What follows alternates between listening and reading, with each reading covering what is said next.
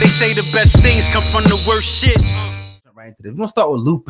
Lupe, man, who's been one of my, favorite artists. I like him, but he's kind of always under the radar. Kind of almost reminds me of like a Wale type dude, real smart, but kind of just wants to stay where he is. But he put out a statement today that's causing a lot of, dissension right now in the industry, pretty much saying that, calling out Atlantic Records, saying that they have, wanted him to use some ghostwriters. I'm gonna play a clip that he put up on Instagram today. We're gonna talk about this, man. Here we go. Let's do it.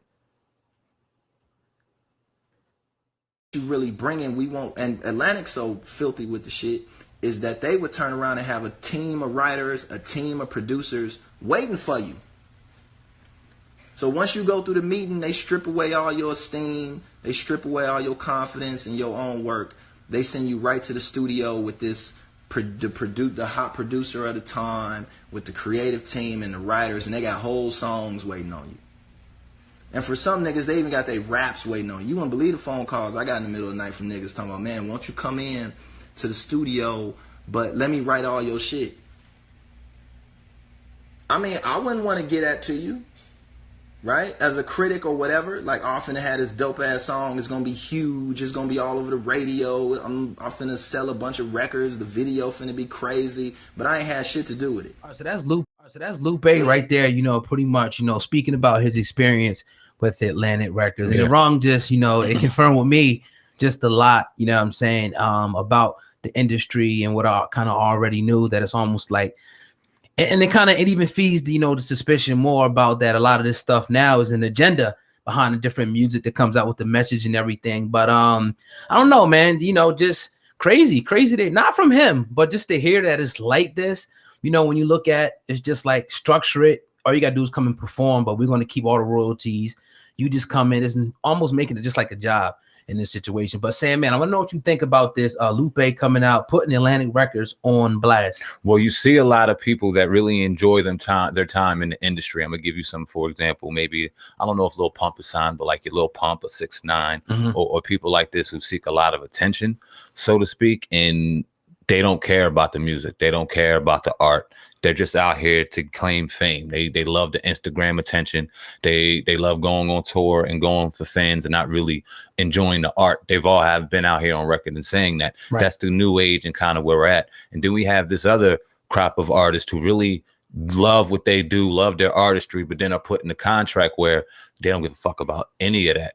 They love how you deliver. You can drop maybe one of your songs, 2 or 3 that might fall into the rotation, but your main singles, the one we're going to pump out on the radio, are going to be the ones that we want to perpetuate out there, the ones that we want to put out there, and the ones that we're going to get paid from production to producing to writing to all of it. Yeah. So when you look at it at the end of the day, the only money that the artist gains from that song whatsoever is from touring. And if they're on the 360, they're even getting money taken out of that. So job is fucking worse.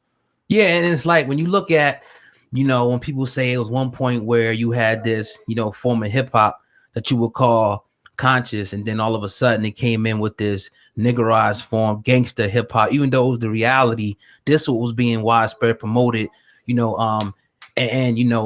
pushed out there, you know what I'm saying, through the masses. So it goes to show you that when you hear rappers coming to the table and saying they want to do certain things and the record say you can't do this, you got to do this, it goes to show you that's more of an agenda than we really think it is. When we start hearing about the Molly that is widespread, and then it starts popping up through the neighborhoods, and people, all these rappers now are addicted to Percocets, lean, and all that. Offset talking about it every other week is a different rapper, speaking about, them being addicted. So it goes to show you that it's an agenda, and a lot more of these guys, especially ones that tie to the labels, are nothing more than just puppets and willing to do anything, just for the dollar, or say anything for the dollar. You know what I mean? So I have to definitely salute Lupe, because it doesn't benefit him to point things like this out. It only can hurt him, in this type of work, because they don't want you to expose the evil boogeyman. But see, what I would love to start seeing is a lot of these younger artists who care about their craft and care about their artistry to kind of look at these situations, because we're in a great time now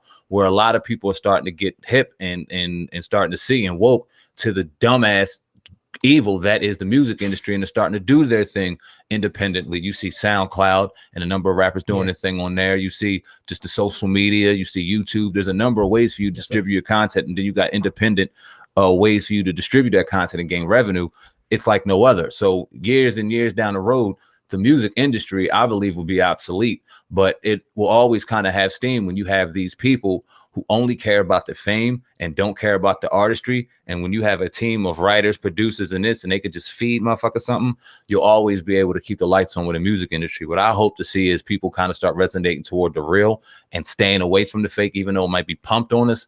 And let's make the music industry obsolete. And also, I want to add this, you know, when you talk about, it's almost like they're going to promote whatever's going to make them money. It's all profit driven. Now, it wouldn't be beneficial for them to uplift people. It'd be beneficial for them to dumb down people, to have people committing petty crimes, to people, you know, low income people, to continue to feed and fuel the prisons. If more people, the IQ raises, more people begin, you know, become smart to make better decisions, then people don't go to jail. People, instead of picking up the drugs, they start a business, start an LLC corporation. You know what I mean? So it's just like, it coincides, man, when you're talking about how hip hop, again, you know, even though it was not always positive, though, it had a message in it, and now it's just straight up just nigga shit. I mean, a lot of it, man, it's with no substance, man. It's watered down. You don't understand what's going on. It's very drug related, drug pump, drug culture. It goes right toward just the wave and where we're living in today's age, man. It's very weird. But like I said, on the opposite side of that, for every good, there's evil, and every evil, there's good.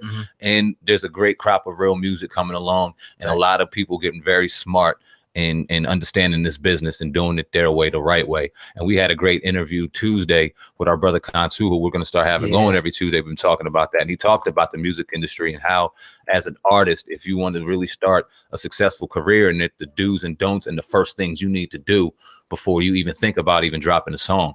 Great content. Go check out that on iTunes or on our platform on YouTube, because that was some great stuff by our brother Kansu. Yeah. But yeah, man, that was a great segment. Definitely. But you tuned into the Uncensored Truth podcast with your brother Old God and Sam, man, over there from Viral Hip Hop News. If you're listening on YouTube, as always, I need you to do me just two favors. Go ahead and hit the like button and make sure that you share this one, text this video to somebody. And that's all we ask y'all to do, because it really, really does help, you know, get the message out. I want to jump, speaking of rappers, I want to jump, you know, to this next story, because this one is another one. And a lot of guys look at him and they call him this and that, but we're going to talk about this. It's Kodak Black. Okay. Kodak Black jumped on his Instagram and pretty much just comparing himself to Tupac and Biggie. I'm just going to play what he said, saying, man, and we're going to have a little bit of fun with this one, man. Here's Kodak. I'm the hardest young nigga. I'm the hardest rapper in the game, I promise. Like, man, you talk about me, you should put me in a category of like Paul, Big, Nas, them niggas. Like, you feel me? Like, really listen to my shit. I don't care about how I act, like, on the ground. Like, you feel me? Fuck with the blog, say, ask about me in the streets. I'm a real one. And I spit that fire. And I'm action for real. And you feel me? All that good shit. But I see y'all sensitive as fuck, so they can't even vibe how they want to vibe, because y'all sensitive, so I can't even be buzzing around on the internet, because y'all gonna think I'm crazy. So yeah, that's Kodak, man. I kind of thought that was a shot at us a little bit. That one, maybe, because we did a few videos, you know, on you know, Kodak Black. But anyway, you know, maybe not. You know, so we even be entertaining this, Sam, man, at all, this conversation. Real talk. Kodak Black, Tupac, Biggie, is he anywhere near? Is he even better than Weezy? Then I knew you were going to say that. And I think that's the conversation you're relating to. Let me say this before we go into that conversation, because a lot of people will easily shun off Kodak Black. And I really like this dude. Anytime he talks, I listen, because I'm going to get humor, but then I'm going to understand because it's an ignorance in it, but there's also a genius behind it. And if you can break down and get through the ignorance and break down what he's really saying, What's he saying, it can make some sense, what he's man. saying? It can make some sense. Now, is he on the level of Tupac and Biggie? No, not in my opinion yet. Now, he does have a solid body of work. His work and his albums, if you can get through the just listening and that kind of that, what's the word I'm looking for? That separation. Yeah. If you can get away from that separation and dive into the lyrics, he's actually saying a couple things. It's actually making some sense. But in the way he comes off in social media, it makes him look wild as hell. And he's always going to look wild as hell. But I think he should kind of compare himself more so toward the Weezy in that age right now. Is he better than Weezy, you think? Or is he better than Weezy? Kind of carbon copied? Or? He's carbon copied when it comes to his sound. Right. Maybe a little more lyrical. You know what I appreciate? You know, no, listen. This is what I'm saying. And I'm not sitting here saying that Kodak Black right now is better than Lil Wayne. Not saying that at all. But what I do appreciate about Kodak Black, as opposed to Lil Wayne so much, is at least Kodak Black is giving you what he is and what he's about, and it's authentic. Where's the